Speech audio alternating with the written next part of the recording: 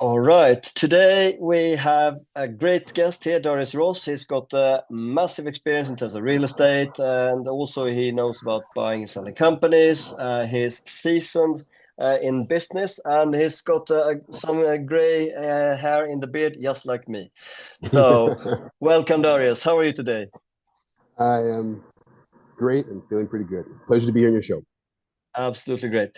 Cool. So, for those of you who have missed us for those few weeks, welcome back. And today we will just jump straight in, and we'll start with something, not just asking Darius who is, which is a normal one, but I'll ask him something different today.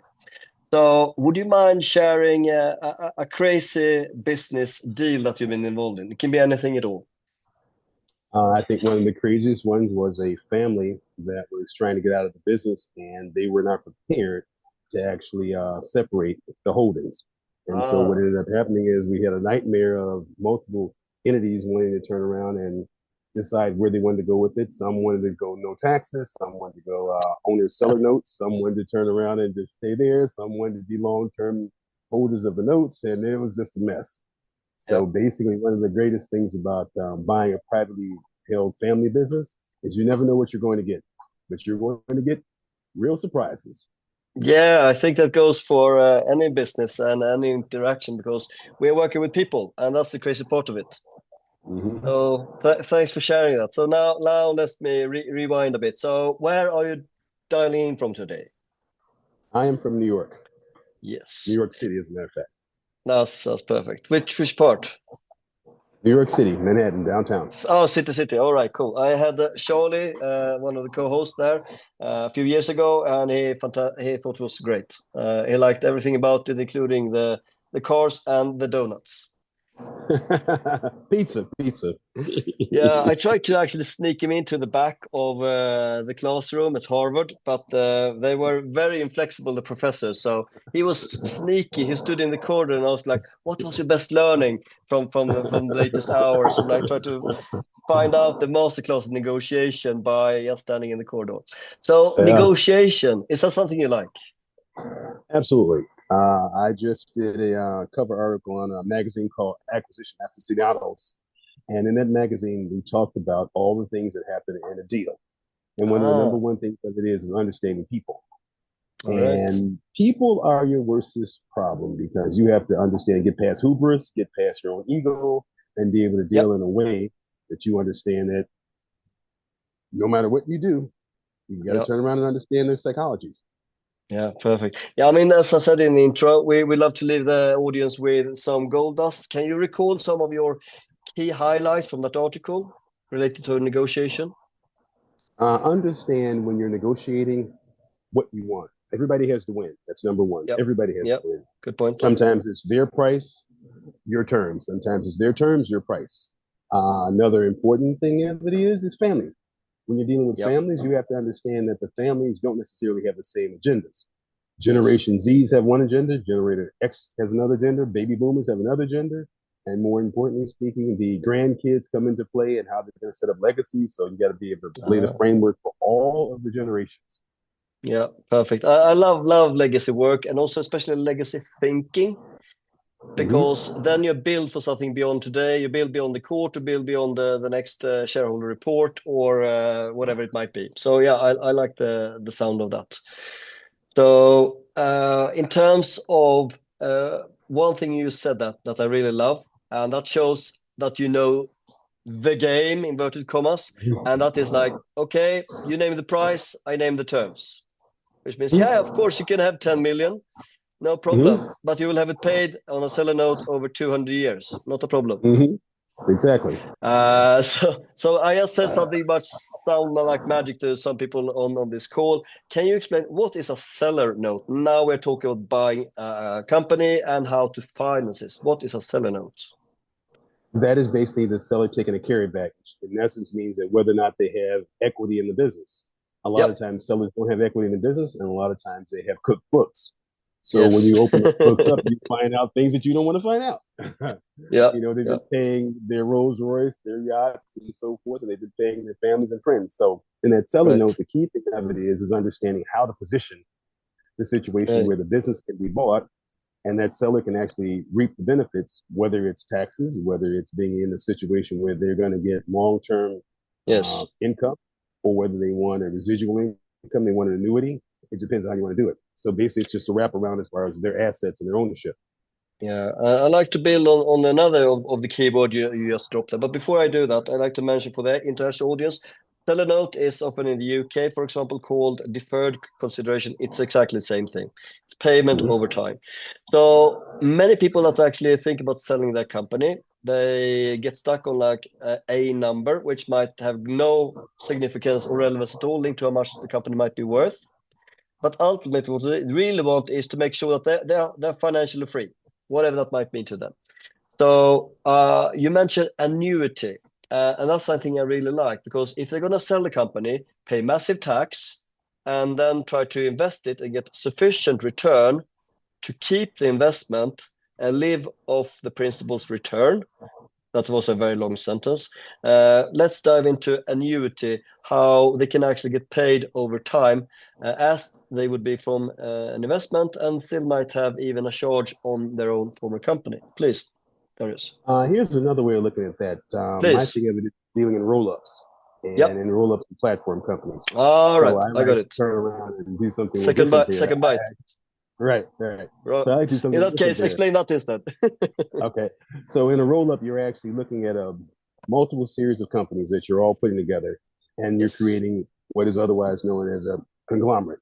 Now, on the side of that is, as a platform company, use, for example, we'll say construction. You might be buying 10 different construction companies in electrical engineering, maybe it's in surveying, maybe it's in just general construction. You're putting them all together, and the owners in most cases end up holding on to their notes until you get the platform company, and ultimately speaking, either selling to private equity or selling to Got a it. bigger entity. So Yes. that works out well. But the problem with the annuity comes into place here, whether or not they want to hang in there long enough to take advantage of the overtime payments. Sometimes Right. they can't take advantage of it because there's a taxation issue, there's a health issue. So sometimes you end up buying what's called key man policies to allow them I to got turn it. on and financially come out on the insurance side. But that basis is based upon qualifications, whether they qualify on a health basis. So that's a whole other Yeah. level of things. I mean, your statements just keeps me rolling because you just throw in one key term to the next. I'm going to build on what you just said there. The seller's motivation, it can be anything. And you mentioned it could be health, it could be in the Mm-hmm. family, it could be something else. So what Mm-hmm. are some of the typical seller motivations that you find? And now talk about slightly more motivated people in general. Anything. The biggest one is divorce. Yeah, yeah. The That's the most one that expensive one is catches. divorce. That's right. That's the one that catches every man. Every man goes through that one little problem. Yeah. When I you haven't have reached tried it that yet. point, it becomes a problem. That's right. That becomes a problem. Divorce has become one of the biggest ones. The next one becomes separation of family. Okay, Partners that no longer can get along, or family that, for whatever reason, you have a second or third generation. And most companies do not last past the first generation. That's a very key true. ingredient.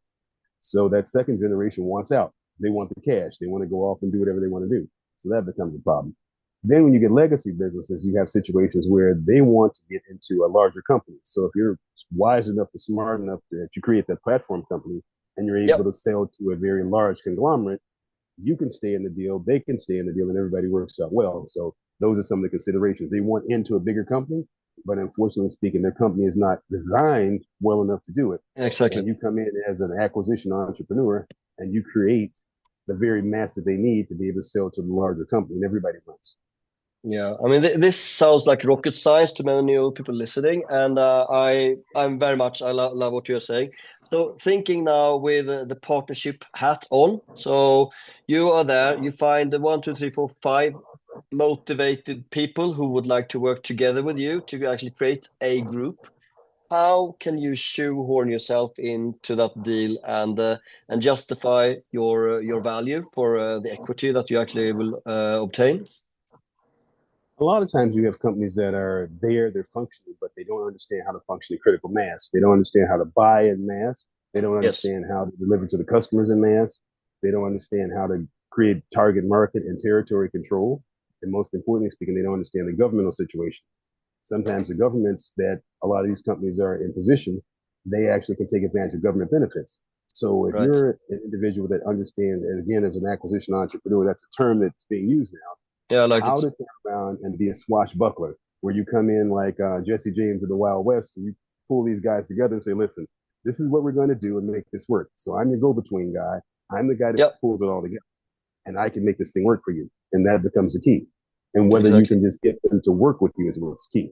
It's the dynamics of minds. Exactly, exactly. So again, we'll not reveal too much of the magic, but people who are working with deals like this, what's like a realistic expectation in terms of like you put everything together except the money. You find the people, you coordinate, you get them to like each other. You might have some really good growth strategies, and in addition to that, you also find ultimately the next buyer. What would be like a value range for you to be even considering something like that? I'm happy to share my range as well in a sec. See, there used to be I come from the old Wall Street days of 5 4 3 2 1 Lehman Brothers, right? Yep. And it was 5% of the first million and on and on.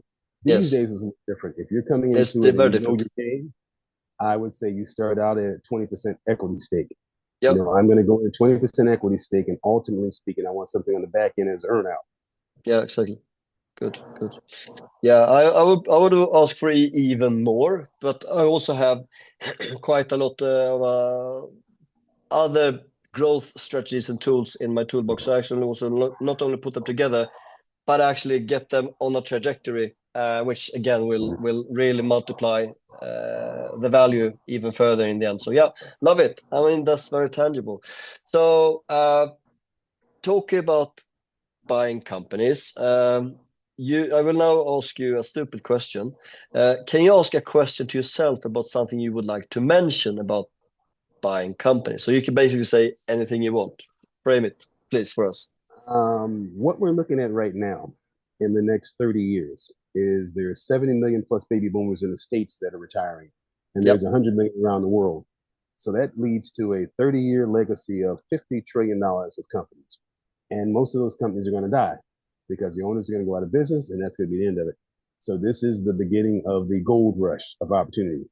So I would say for anyone that's listening to this thing to take advantage of opportunity, because this is a now or never moment. This will not happen again in our lifetime. And the alpha beta generations, they won't see it again until probably 2070. So this is where Yeah. we are now.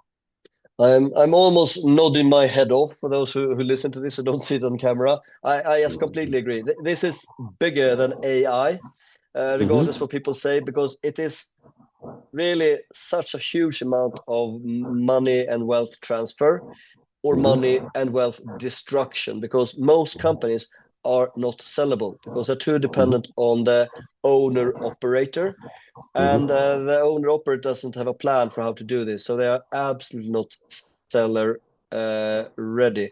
How can a company get more ready to be sold? Some of the key things that you do, for example, post your uh, let's call it merger or acquisition, before in the scale up phase. What do you need to think about before you can pass on the baton to the next key owner?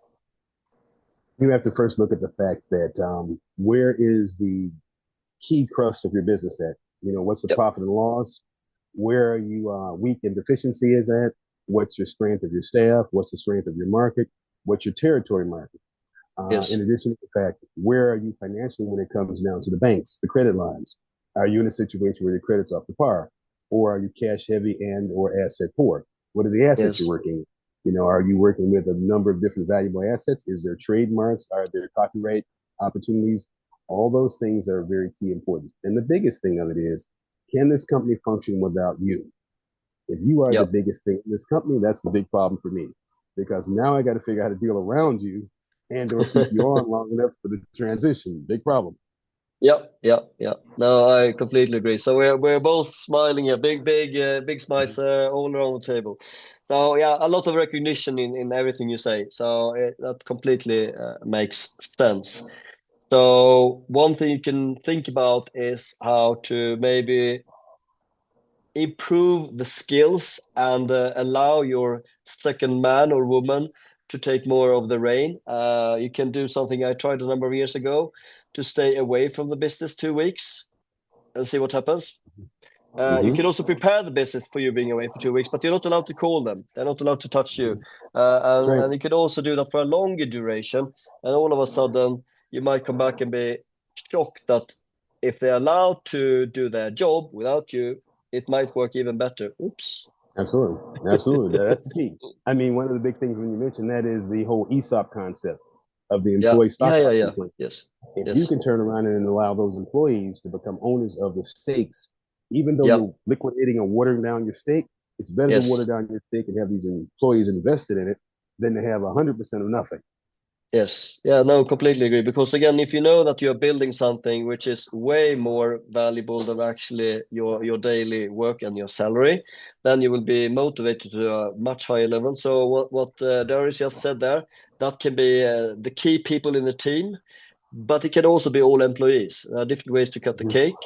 I have been working in employer-owned organizations, and that made a difference. Do you have any personal experience of working in or around employer-owned businesses? Yes, I think one of the number one things is when you give a person a piece of the pie and they see that every dollar that goes out the door is part of their stake in the future, they will work Yep. much harder. Very Yes. important thing. A lot of companies in the US used to do this many, many years ago, and they stopped because for whatever reason, the executives wanted all the cash. But I stand against that because I say that if you give an employee a stake in a business, they will be vested for the long term because they see the Yep. future. Yeah. Taking a different approach. So the former owner of Spanx, a quite famous brand, she came Mm-hmm. up with a brilliant idea that once she exited for multi-billion dollars, she gave basically every employee $10,000 cash and Mm-hmm. a first class trip to, I can't remember where, it doesn't matter, but let's think about it. If they knew that they might get value worth $20,000 plus. And Mm-hmm. they don't know this until after the fact, compared to that Right. I know have a growing equity piece. We're going to do this Mm-hmm. together. We'll grow 1, 2, 3, 5 years. And they can literally see how their share is exploding well beyond the $20,000, which they didn't know that they will get. Let's elaborate on the different variations of this, please. Here's a way of looking at that. If you have an employee that says to themselves, this is the thing, everybody wants to invest in the stock market, but what Yep. about the stock market in your own company? If you're Yes. looking at the shares of that company going from, say, $15 when you join the company to $200, and you're looking at you're going to turn around and give that share or that stake to family members, or you're going to be able to enjoy a certain lifestyle, when you retire, there it is. And that can mean everything from equity in the company to Yep. phantom stock, which is stock that's not necessarily recorded, to and Yes. including giving equity stakes, giving dividends. You can turn around and give options. There are all kind of Yes. ways to play that. But the key to it is making sure they have a vested interest in making sure that things don't go wrong, especially when a customer comes in the door. That customer is not going to turn around and come away with a bad feeling if I, as the employee, realize this person is making my salary. They're Yeah. making every single dollar that I need to go away. And my There it is. pension. And my That's pension. right. That's it. That's it. You got them. Love it. You keep Love them. it. Love it. Yeah. All right. So we have to give a few minutes to the guys who are in the real estate space as well. Some gold dust because we've both been there. So what kind of things have you done in real estate in New York? Please, high Everything level. from multifamily to developments and so forth. So that's been the key to it all. And dealing Yeah. with portfolios and dealing with the situation pre and post COVID. So that's been really an interesting thing because that was a very different scenario because most owners did not think about business continuation insurance. And that Oh one yeah. ingredient was very important during COVID because that allowed you to turn around and be like, okay, if they can't pay, oh well, it's still good. You just fight with Yeah. the insurance company versus fighting with the Yeah. tenant. Yes, yes. We had a very different plot twist in England where we have things. Me and my brother. I don't have it anymore because it's with him now. But they came up with a brilliant plan to say on national TV to the people, with other words, the tenants, like you don't need to pay your rent if you can't afford it, Mm-hmm. and also with a very very strong tenant rights meant that they could just stop paying and just live there for free, or maybe pay in the future, but it will cost more to try to enforce the payments than That's right. what you will actually get.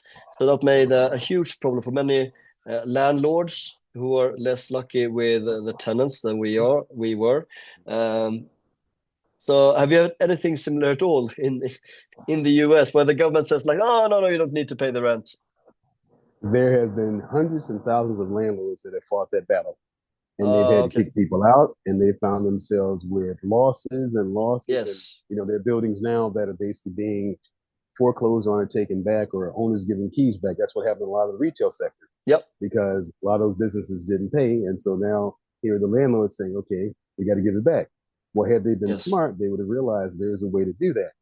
And as I said before, the business continuation insurance, all the other options they could have did. They could have did risk-based insurance.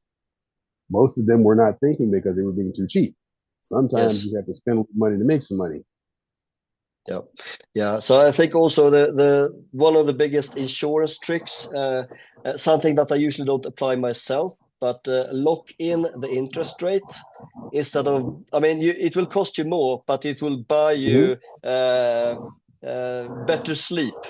I Mm-hmm. had quite the substantial amounts on variable interest rate when Mm-hmm. everything went bad and worse and worse and worse, and that Mm-hmm. can stretch any business owner. So yeah, risk management. Don't have everything Mm-hmm. That's right. flexible. I call it But I know asset-based in the financing. US it's very Understand. different. Many more people get like 20, 25, 30-year terms, while in Europe it's much more common.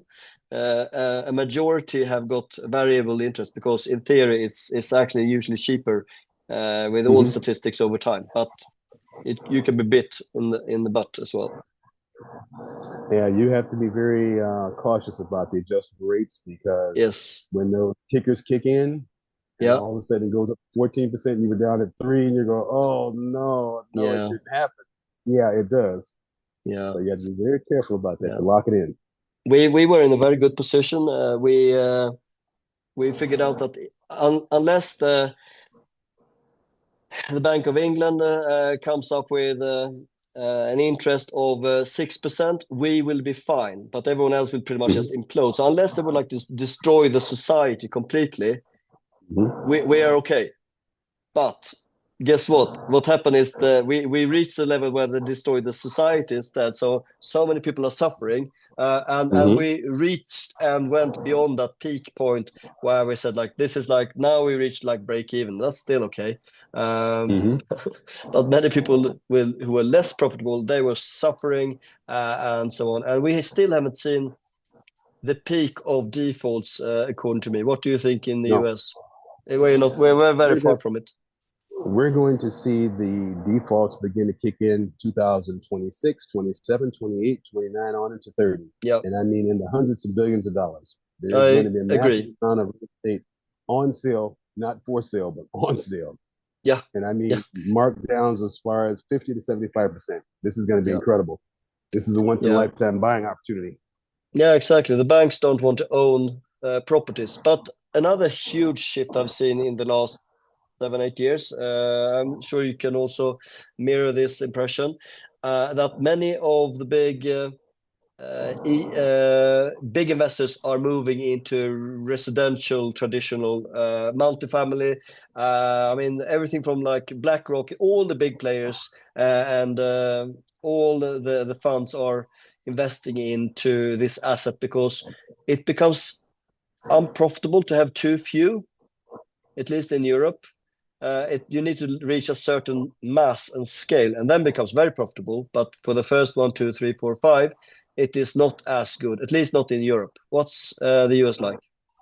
See, the tricky thing of it is BlackRock, Blackstone, and Prudential, and some of the other companies. Here's the trick to this: when you're Yeah, buying multifamily residentials, right, single family homes and that kind of thing, because of the fact that their timetable is 5 to 7 years, I think, personally speaking, they're going to run into that big gap of, oops, we went too far, too in, too deep. And so that's the yeah, problem that I see now. That yeah. dry powder that's sitting on the sideline, That that's is good. huge. It's huge. Yeah, But the fellows that are in it now are going to have to recognize that single family homes are the same problem as multifamily. The only difference of it is in a single family, does that person necessarily need to stay there?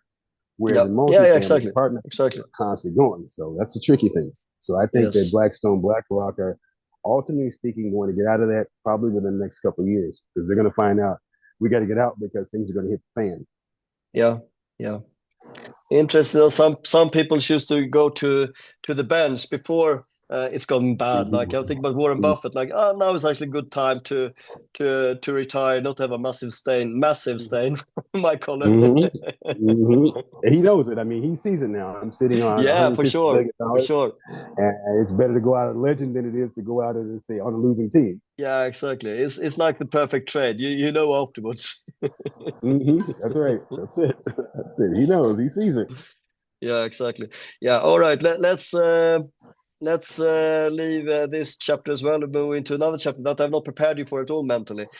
Thinking small, medium business entrepreneurship. So running companies, think about finance and so on, or working with people that are doing that. What's your experience over the last 2 decades in that space? The SME business model, right, has been Yes. very interesting because you have a lot of people that are buying these companies that have no idea what's going on. Yep. So they're going into it cold hard and they're figuring, okay, I'm going to turn around and become a millionaire instantly overnight. Sounds good in theory, but all of a sudden you Yes. find yourself head over heel in debt, not realizing, okay, you have credit card bills, you have debt, you have Yep. things that you didn't think about. So what's happening now is this is another bonanza for those of us that are playing the acquisition. I call myself the Wyatt Earp of the industry because at the end of the day, what's happening now is they're making a wonderful opportunity for people like myself that see Yep. the downfalls because they went into this thinking solely that they were going to make a killing.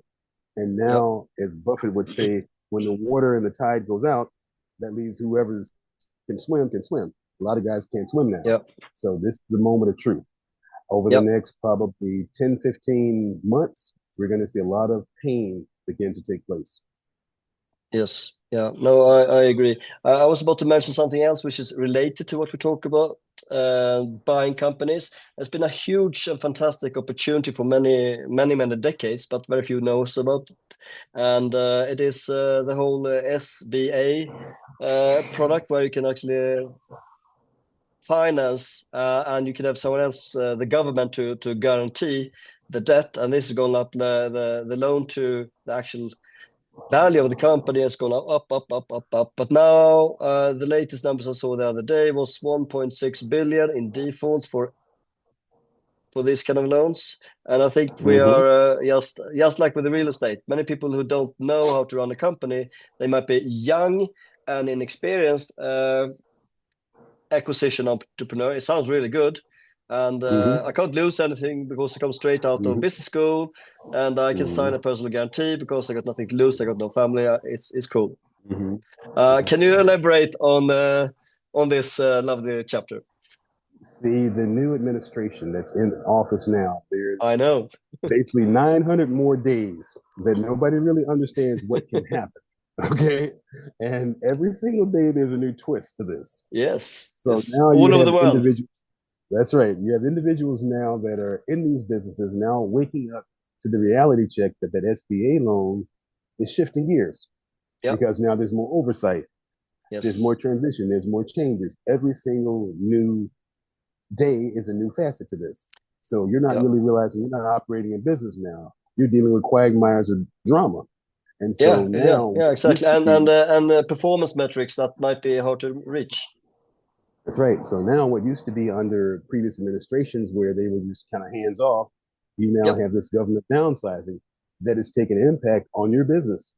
And some Yes. of the government downsizing is directly affecting these businesses, particularly speaking in the trades, construction, the retail, the service sector, and so forth. There's a lot of those companies depend on government contracts, Yes. whether it's the local, state, or municipality. So this is taking a big hit. So this impact of the administration in Washington is impacting the entire country slash world because so many of these Yes. things are going around the world. I mean, example of some of the It programs that does. are going on to Africa, to Asia, and so forth. This is taking an impact. Yeah. Yeah. For sure. Yeah, I can't remember what they said. I think it was shady business administration instead of That's small. right. Yeah. That's right. That's right. And Because also, nobody thought of that. for those who have heard about this fantastic idea on our podcast and other places before, if you completely missed the news the other month, it is not at all applicable for people who are not Americans, myself included. So I can't do this. I can't really have. Well, there are ways maybe to structure partnerships, but not really if you're going to disclose and be true. So everyone from all over the world, just see it as a temporarily missed opportunity and let the Americans grow with it. So you can't, as a foreigner, move there, get a green card, and get an SBA loan that you could get earlier. It doesn't work. That door is closed right now. The thing about the whole process of getting the opportunity to be able to take advantage of the entry into America as a citizen versus putting your investment in there, that Yep. whole door now is shifting because Yes. now you're up in the ante of these individuals. It used to be a couple $100,000, 300, 500, whatever else. Now it's 5 million. Say what? Yeah. Yeah. Exactly. No, Yes. it's changing the dynamics of this. Yeah. No. No. It is. Very different. I mean, for example, like with a huge changes in policy and news Mm-hmm. and everything going on in the world, for the first time in almost decades, the dollar's fallen substantially towards the Swedish crown, which is a tiny currency, Mm-hmm. and we usually have been weak towards the dollar. But Mm-hmm. yeah, we don't know what will happen. But what I do notice a lot is doing more and more activities towards the Middle East region, more particularly Dubai, and a lot of Americans are moving there. A lot of people from UK are moving there. Um, and I also see a lot of people that used to invest, including myself, into America. That right now I very much put all of those things on hold. I would love to work on the West Coast with fellow investors, but right now it doesn't feel like the right place for me to be in the world, and that's really sad because I've been in the US, done business there, I love it, but right now it feels, yeah, tricky. Just like the UK also feels very different with new tax regimes, so a lot of things are happening. I also work a bit with United Nations at the moment and being Mm-hmm. involved in various conflict resolution things. Well, the weapons industry are making money, at least that's for sure. See, that's even tricky as well because, unfortunately speaking, we're due for a world war. This is Yeah, time. This is that yeah, 9 year yeah, cycle. The yeah, yeah. only problem with that is that this is not the normal standard of what's going to happen No, because you're now we're right. looking at this thing being we're no longer playing war games now. Now it gets real. No, So whether yeah, it's exactly, Ukraine, whether it's exactly. Israel, whether it's Iraq, Iran, Yeah, yeah, now this thing can tip over to something that nobody anticipates. And it can yeah, bring a lot of things to a whole nother level of conflict. I mean, yeah, we've never been this close to nuclear conflict. That's the yeah. problem. Yeah, no, exactly. And also thinking as a global investor, I had well, painfully big amounts of money in Russia, which just disappeared overnight because, Mm-hmm. well, all these ETFs, they're now gone. Like, really? Mm-hmm. Like, I can't even That's get right. like 10%. No, it's gone. Okay, thank you. All right, I'm parking the doomsday and focus on something more interesting. Mm-hmm. Invest in You is the podcast name. You can always argue with the grammar, but the whole statement is that we, as the team, are investing in you as the listener and the partner. Mm-hmm. What does invest in you mean to you? Being shrewd enough and smart enough to realize that the world is evolving and changing. And we are at a space and a moment in time where, unfortunately speaking, we're going to experience this financial tsunami worldwide because for the first time in global history, the debt structure in the world is well over 300 or 400 trillion dollars. And that's not including the derivatives, which are almost close to a quadrillion. Yep. So there's going to come a time period when this thing has to come to a meeting of the minds, or if you want to call it a moment of reckoning. When that happens, that's the time to really realize how to take advantage of opportunity. And that's going to be global. All right. Perfect. So we I'm very, very, very pleased with you taking part in this podcast. We have covered a lot of angles that I think many people will find useful in different ways. So where can people find out more about you, and what's the best place to connect if they like to follow up? They can reach me at dariuswrites.com. There are a couple of different books out that are going out now, 3 different books they can enjoy. Yep. Dariusaross.com, so they can enjoy that. And we have something that's called Trauma to Triumph, which is the TPS blueprint that talks about success in being a leader. And then we have success DNA and leadership DNA. So I talk Yeah. about what's to come in the world, and more importantly speaking, where you are there in Africa, the next bosoming opportunity, which is 4 billion people and Yeah. billions and trillions of dollars of opportunity there.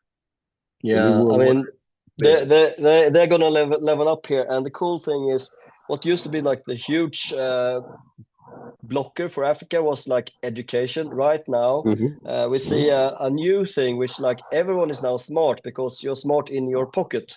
So if you Mm-hmm. just ask the right questions, you don't need to have like I've got like double masters in business. I don't need that anymore. Mm-hmm. I will That's still right. use it, but everyone That's it. can connect and start to sell today if they want.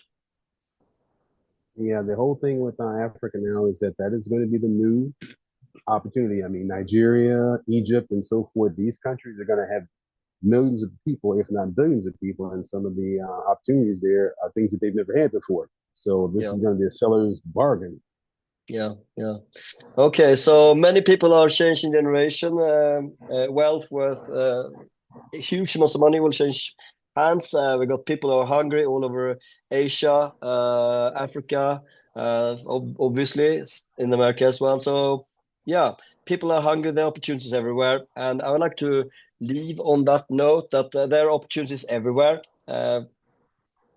And you just need to get out and chase it. So I have not said this for a very, very long time. I probably should say it more often, like call to action. Like you're actually allowed to hit subscribe. You're actually allowed to leave a review. I've not asked that for like the last 5 years. Probably time to do so. Okay, the last 10-second comment is yours. I think one of the most important things to be involved now as an investor is look at the world and outside America. Recognize that you have Asia, you're going to have Africa and South America, and those are going to be the next bargain spots. I mean, Americans are going to be transitioning now to realize the third world is now going to become the first world. And Cool. investors are very key to understand that. Thank you so much. All right, I'll catch you on LinkedIn. Thanks a million. Appreciate it. Ciao.